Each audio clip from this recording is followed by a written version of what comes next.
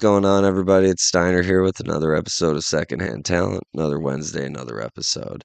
Thanks for tuning in. Like and subscribe with us. We have a very special guest, Jake Barinholtz, a wearer of many hats in the entertainment scene, which we will discuss, and currently an accountant for several of the major festivals in and across the U.S. Jake, welcome to the show. Hey, thanks for having me, Steiner. Glad that you could make it. We've known each other for a while, and what you do is fairly unique perspective of our version of how we would define secondhand talent. But before we get started with the interview, had you never heard the term before? What would the phrase secondhand talent mean to you? I mean, I guess to me, it would mean talent via someone else's talent, which I think, you know, is deceptive based on what you guys are about. I mean, I think everyone that you guys involve on the podcast and interview are talented as hell and in their I own would agree. regards. It's just the supportive role, I guess, in what's happening with a live event or a you know Speaking of live album or events, yeah. whatever. Speaking of live events, we don't do edits, but I'm gonna move this mic a little bit closer to you. Yeah, shit happens on the show. Um, that's a so talent via someone else. Yeah, secondhand. You're getting it. You're handing off the talent. Okay. That's I like that answer because a theme of the show has been, kind of one generation of talent kind of handing the mantle down to the next. So we've had front of house people, we've had photographers, and a very common plenty of artists, which is real it's really common in the art community. Um, a lot of these professionals have this, penchant for giving the younger generation tips and kind of passing that knowledge down to the next generation. Yeah, yeah. I mean, I guess I didn't even mean that. I just mean like You're just meaning leeching off of the success of I'm the. not like leeching off the success, but like yeah, like riding on talent or something like that is kind of like what I would think of if I didn't know Right on. what you guys are about. And but I would say, writing. I would adjust that last one a little bit just to make it writing with talent. You know what I I mean? like that Like, more. and, Yeah. and and that's, I mean, and you're so that meaning you're not that far off. With your definition. I just like, you tweak a little bit of the wording and I think it just makes a huge difference. But when it comes to writing with talent, there's a lot of responsibility for that. If you're on tour as a front of house person, you gotta make sure that everything is ready. You're able to set your lines, you're able to set up the board, everything is properly working, everything is good to fill the space you're in and out for every show for however many shows are on the tour. Yeah, I mean, it starts even earlier with that. If you're front of house, you're doing pre-production for a big tour, you're doing rehearsals, you're doing all kinds of things. Um, but right, no, I mean, a lot of people, one of the things that we try to highlight on this show is there's so much more to the concert experience than what the casual fan sees when they come to a show. They get there at 8 o'clock for doors, an hour later the band comes on, maybe there's an opener or two. They don't realize that if there's an opener or two, that's a lot of extra work for front of house, for if there's any potential, if they have their own touring LDs, or anything like that. Like there could there could be a lot to change over. There's a potential for a lot of things to happen. And you got to be prepared for that and treat it like as the job that you're as that it is. yeah, I mean, I couldn't agree more. Every person on a tour is integral in what's going on, and everyone needs to show up and and put their all into it to make the show a success. And that's what the best touring crews do, and seeing teams that really crush it for their artists is awesome. It's great running into those teams, working with them when they come to festival. If you're, working on the back end of that, or just running into them as a fellow artist on the road or whatever. And it's always cool to see the well-oiled machine at work. I fully agree. What has been, before we get into your history, what has your experience been like on the business side of this industry? And then we'll backtrack and come back to here. Oh yeah, I mean, it's been all over the place. I've worked on everything from relatively small festivals to some of the biggest that happen in Chicago, or I guess in North America, and on some of the things I work on. And yeah, so the business. So So you asked my my question was before, so I'll count us three, two. So before we get to how you got into the music scene, what's it like now? Okay, three, two. So how did you get into music, like in general? um I guess I got into music by playing music, and I started playing drums when I was 10 years old, Did you just and have a I'm drum set lying 30, around, th- or? 36 now. So Oh wow, a- yeah, that's I started in a concert band in elementary school, and okay. and so just started like doing band, then started taking drum lessons and got a drum set, and um, stayed in band and did as much as I could musically, like all through high school, and was in a ska band, and earlier than that, like a punk band. And so like kind of based my whole uh, social circle. Can we And get some of the names of these projects? oh man, my punk band in like eighth grade, freshman year of high school was Late Arrival. And then my ska band that I was in sophomore year through senior year was the famous Haya. And then also I was still in high school when my band, uh, the Coop, that I know you're familiar with. Yeah, yeah, yeah. But, Quite so. I was in high school when the Coop started, and so yeah, I played music all like I said, since I was 10 years old. And then the Coop continued through when I was in college, and I also played in concert band and steel band in college. And then basically, the Coop, introduced me to like the music industry, and just kind of like the way of the world, and Because and that way. And through the Coop, I learned a ton, and kind of had several different roles, like more like on a management side with the band. And so like that kind of got me used to a lot of those types of things. well, because you guys, I mean, I remember those days, and you guys did everything by yourselves, from merch to seeking partnerships to booking shows. I mean, everything was pretty much done in house. Yeah, we never had an agent. We had management. Uh, Right. and so they helped us and would line up our shows, festival plays, and things like that. But otherwise, yeah, we did a lot of things on our own, and it was a learning experience, especially when you're young and you haven't Yeah, done those I types of mean, things. And it's playing at absolutely a big festival, and you're like, this is a little band, and it's really exciting and intimidating, and all the it's absolutely things. So a big learning curve.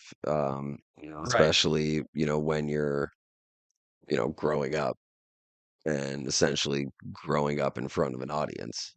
yeah, And I mean, that's a pretty big deal. Yeah.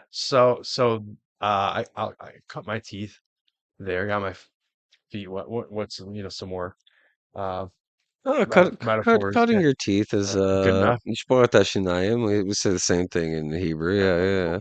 So, uh, did that with the coop, and I'm so grateful for those experiences and those times. And then I um I got the call to play drums for Manic Focus, and then just like pretty much immediately became kind of like a tour manager and a business manager just out of necessity and like the skills I had and the things I was used to from the coop and also just kind of I have an accounting background. And so I was doing that. And then other acts that we knew started to hire me as like a business manager. And then um, through people, we all mutually knew and were involved with as artists. I got offers to do festivals and start doing like accounting for those and was kind of just doing that all independently. And then COVID happened and Mm, shut everything down. yeah, yep, Um, absolutely. and then the shows that kind of like started things back up were drive-in shows, Yeah, and so there was I remember those. there was some drive-in shows that Onion the played one of company I was those. working with did in Chicago and in um, Atlanta. And so I did like all the accounting stuff for that. And then basically when things came back after COVID, I jumped right in and was doing accounting for probably 250 to 300 shows a year.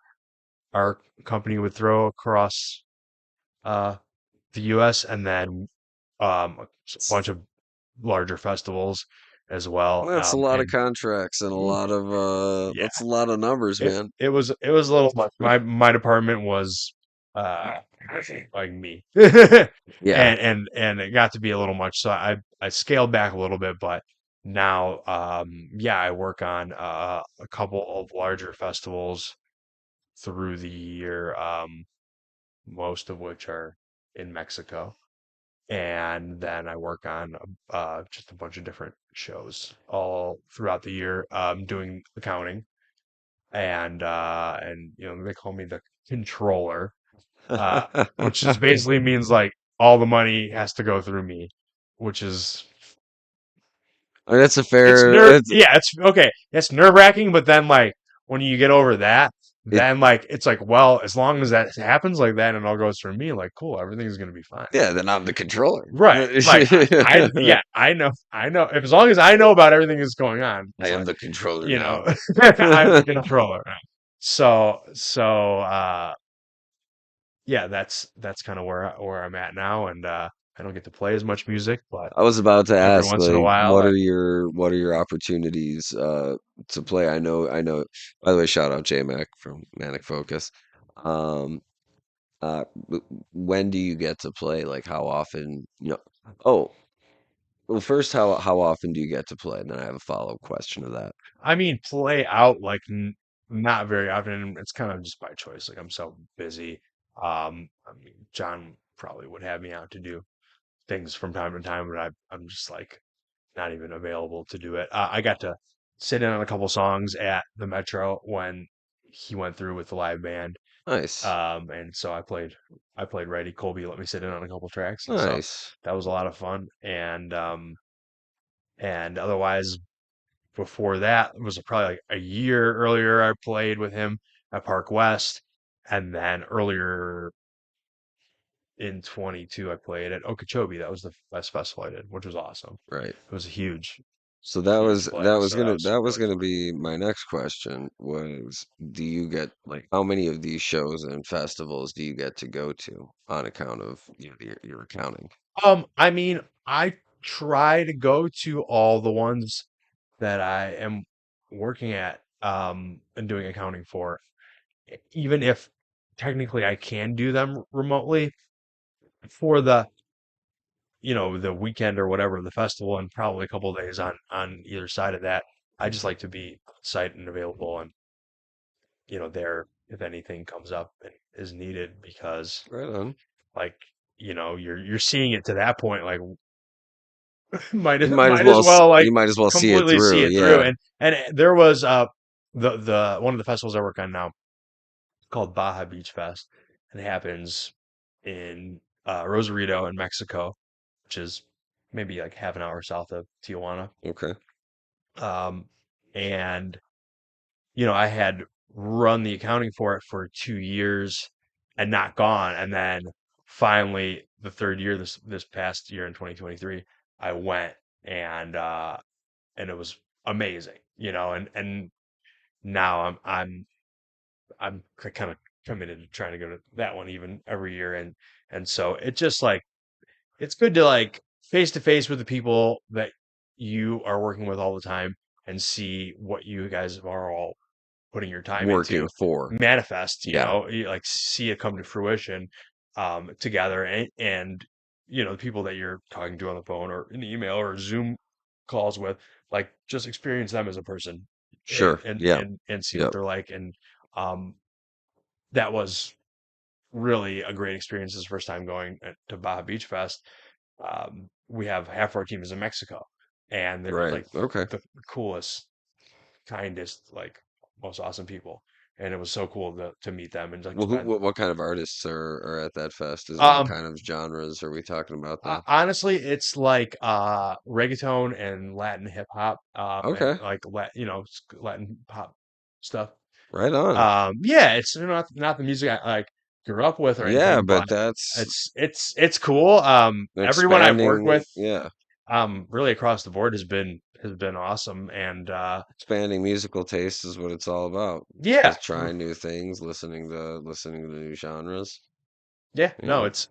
it's cool. Like I said, I'm really just kind of grateful for the the people that I get to work with on this stuff, and getting to meet them and catch their vibe. And it's been cool so far. So we throw that festival. We throw a festival called Sueños in Chicago, in Grant Park over Memorial Day weekend, and that is similar to Baja Beach Fest, but it's about twice as many people can go. Okay. 60,000 people a day. Holy moly. Um, Okay, that's like half of Lollapalooza numbers. That's yeah, wild. right, right, right. Well, it's we throw it with the companies that throw Yeah. Lollapalooza, Okay, and well they they there you have go. they have There you go. they have their shit together Yeah. very very Yep. much And so that as is a far machine. as That far is as a machine. getting things approved and implemented at Grant Park, Yeah. I would which is like imagine so. the process because the city of Chicago is kind of a pain in the ass. And so we work with Can them. be. They kind of handle the logistics. We handle booking the Yeah. artists, doing the marketing, Right and on. you know, How involved are you in the marketing side of things? I mean, only as far as budgeting, Okay. paying invoices, and things like that. I So you're pretty strictly like on the accounting side, like for in all aspects of what you do yeah, currently. and the accounting side touches on all areas of the festival. Exactly. So I like, you know, n- Sacred know Rose, what's being going yeah. on, and in every area. So marketing was one of those. I know, you know, I can tell you usually what we spent up to that day on Facebook advertising for the year, for any of these Do you companies or shit like that. And I know what um initiatives and like campaigns for marketing are coming up soon as from a budgeting perspective. right? But other than that, like I don't get to say like, hey, it'd be cool if we said this in our marketing. Like Right, you're not there to give I don't, suggestions maybe you or don't want me doing that probably. yeah. I don't think that the Jewish guy from the suburbs of Chicago, the half Jewish guy from the suburbs of Chicago, you don't want him marketing your Latin From festival. one As to much as I can tell you, like it's a great time. I have a fucking awesome time there every year. from one High praise and thumbs up. Like from I'm not the dude to do that. from So from one to another. Yeah, I'm not the one either, and I completely but understand we that. have a great marketing team, and I and mean, they're awesome. yeah, like it's definitely a festival I would go to. Mhm. I'm not qualified to promote it. I would I would recommend it to anyone. Oh Like yeah. it's Oh there yeah. I mean, it's a great also, time, by the man. way, It's a very cool crowd. for Yeah. our viewers and listeners, if you're in Chicago during the spring and summer and there's a street festival going on while you're here, go. They're so much fun. You'll hear some great live music, and they usually support great community organizations. So, if you're ever visiting, stop on by one and have yourself a good time. Listen to some good music, and you know, give Jake some more work. I mean, this isn't it's something a festival in Grand Park is a little different than a street fest. Fair enough, But but it's like wow, it's like one stage it's of Lala. like Pitchfork and Taste of Chicago. It's It's like if Lala had just one stage, like yeah, that's our layout, fair enough. you know. Fair So enough. So we talk about festivals, and obviously, festivals are much larger scale than just a show. And like you mentioned earlier, it's definitely a much larger scale. A festival in Grant Park than a street festival, um, because of the layout, because of the volume of artists. I mean, for so many, because of the size of the budget, for so many reasons. Take us through a little bit of what I guess what from your angle, what kind of preparation goes into festival, and let's use Sacred Rose as the example, and for what happens if something goes wrong. um well, I guess I'll start it with maybe about a year ahead of the festival, Right. a year to 10 months ahead of the festival. All of the headliners are getting confirmed. You know, it happens way ahead of time where the acts that are playing, especially the larger acts, So come in festival in to playing that festival. so festival in August 2023, by latest October 2022, the wheels are well in motion. Yeah, Okay. right, exactly. Okay.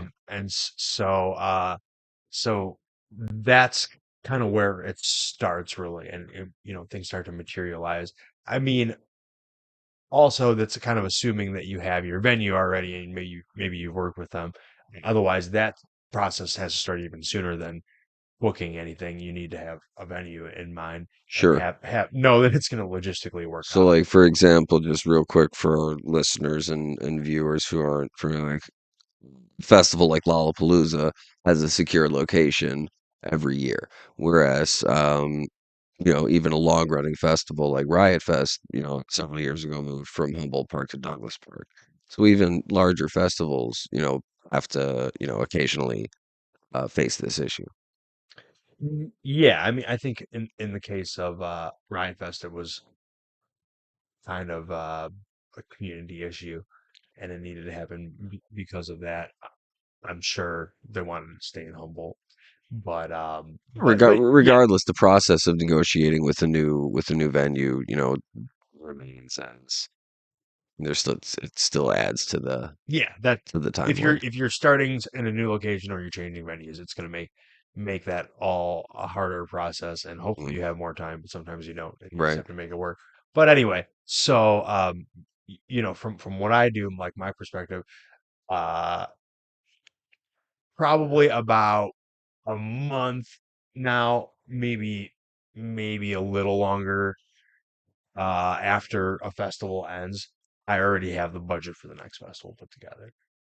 Okay. And are you basing that budget off of what the budget was for the previous year, or I'm how basing it does that off of the finals from the previous year. You know, you have your budget and you compare it against what your actual what the net is, or like what? expenses, right? Yeah, the net, like, well, the expenses, the net, the sales, and all, and you're comparing it against what your budget and your projection was, and like the potential of your revenue against the expenses that you anticipated, Right. and then from there, you're looking at the things that were more or less changed and what they were as their actual expenses, and then you use that as a baseline for your next year's budget, the actual expenses from the year before. I mean, you know, and you anticipate any areas that maybe push the boundaries in the prior year, you anticipate any areas where you're going to increase for sure what you're spending. Maybe you're trying to get a bigger lineup in the next year, and so you need to, increase your talent budget. Or if you're projecting an adjustment for inflation or anything like that, or additional labor if you're expanding your site or Yeah, yeah, yeah. I mean, right, anything that might increase it, but you use as best you can and as early as you can the actual expenses from the prior year, and kind of project into the next year, and kind of just keep rolling it forward, and and then yeah, um, from there, aside from obviously the artist, you're locking in all of your vendors for sure. everything from lights to um, construction at certain festivals to Yep. Yep. renting structures, renting tents, tents, Che- chairs, tables, yeah. tents, It's chents, chents is yeah, the colloquial term that we and use in the business. and then your staging, your lights, your sound, the labor for putting up not only the stages, but like any art installations or anything like that. A lot of venues you need to use union labor too, and it's like a big, um, I guess, It's a machine with a lot of moving parts. yeah, it's a big. I won't say guessing game, but it's you plan for it as best as you can, and I always try to overestimate on expenses, but Sure. sometimes something will It's bite you in the ass a little it's bit. a big commitment and it's a big, I mean, it's a big chance you're taking, and I mean, like you said, you try to mitigate and prepare for it as best as possible. Um, but and sometimes things happen. Now you've moved on from kind of the budgeting stage and booking the headliners. Is your next step the marketing aspect, or are you still in the timeline? I mean, I'm kind of speaking strictly from what I'm Sure, but marketing is like again the as soon as that last year ends, especially if you had a good year, you're like, hey, see you next year, and you start hyping it, and then you get the recap video out, yeah, and then you start teasing when you're gonna announce the next year's dates, sure, and then you do that, and then you put up a blind pre-sale, and then you tease when you're going to announce the lineup, and then you actually announce the lineup, and it's like this whole marketing is a whole thing that again I see what happens kind it, of it's an all aspect it's an aspect of secondhand talent that we hope to have on the show one day. We haven't covered it yet, but oh we'll yeah, get there, yeah, I'm yeah. sure. I mean, it's a huge part of it, and our team does a great job of it. But anyway, like speaking more from my perspective, it's like okay, well then we lock people in, and or people staff members, meaning people, also people meaning like vendors, like the people who are bringing the porta potties or the Sure. generators, or again, like I said, chents, tents, tables, and chairs. It's just all that kind of stuff. And then All the I gents. work on their contracts, and I get all the contracts put together, and then you start have to pay a deposit, and you track all that, and like doing the bookkeeping for all of that.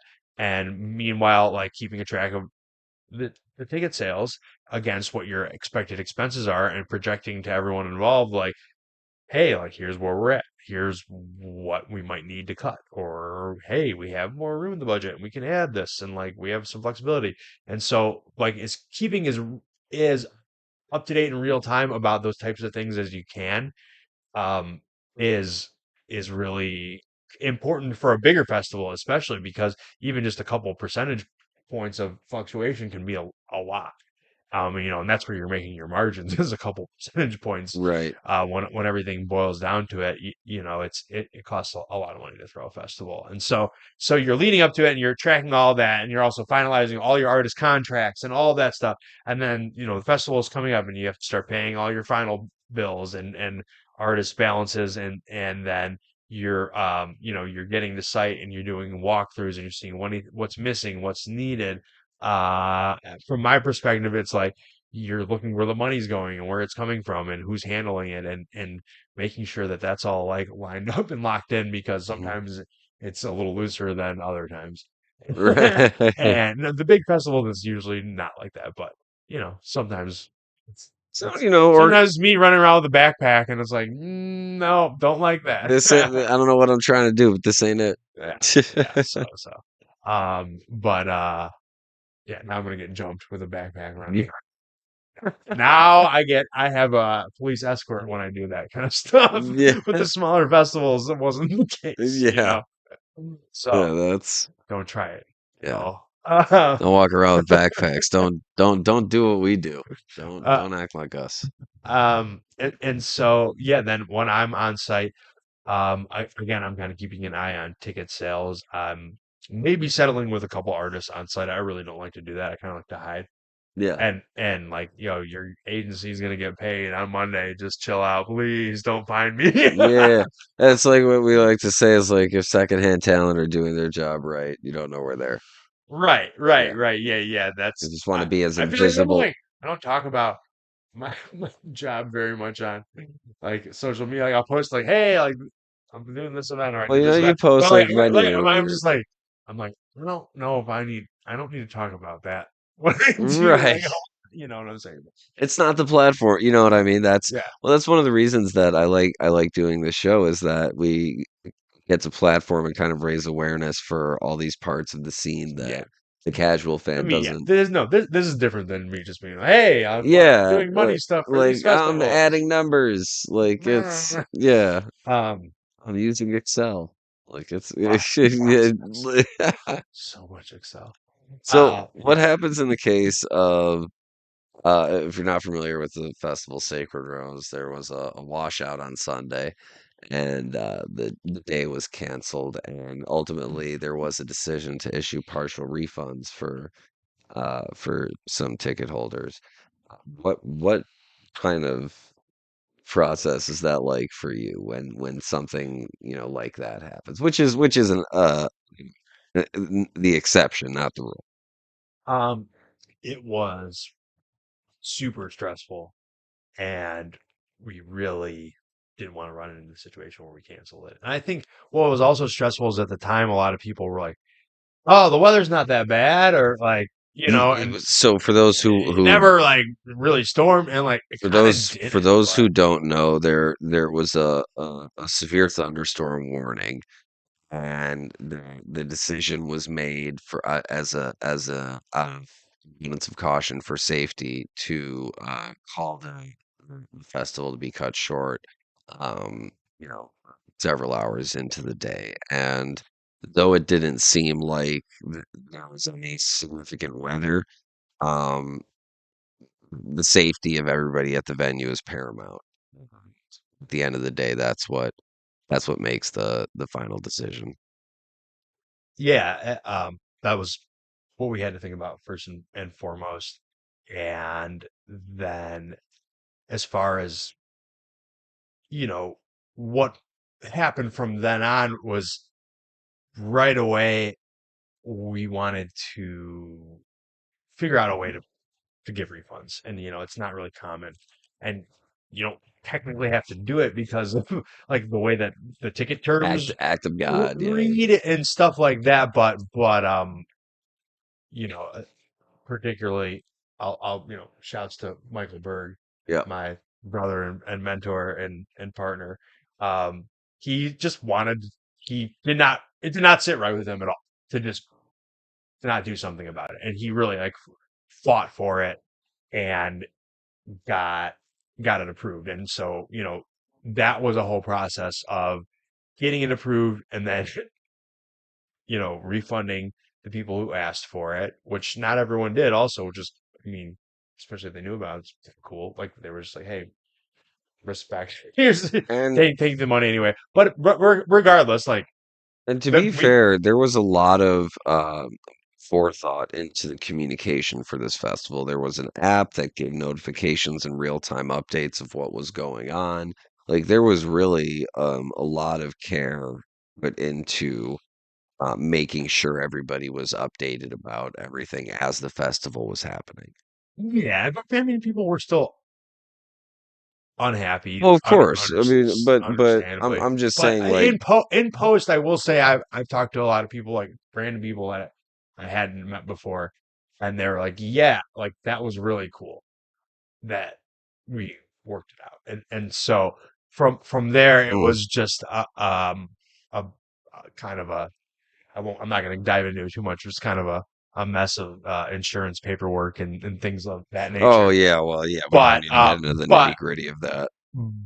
all in all, we worked it out. We're on the other side of it. And while Sacred Rose is not happening in its original format, the creators of Yeah, such event will have something cool coming soon. I'll just say that much. fair enough. Fair enough. Well, Jake, thank you so much for being on the show. Before we go, thank you, Tenacious Toys, for providing the desk candy for us here. Exactly. Yes. Jake, appreciate you being on the show, man. Hey, thanks for having me, Steiner. Absolutely. Much love, buddy. Keep doing your Absolutely. thing. Thank you. This has been another episode of Secondhand Talent. We'll see you next Wednesday. Adios. And that's a podcast. Shabab Shebang Shade about podcast. that too. Yeah. I'll trail out with that.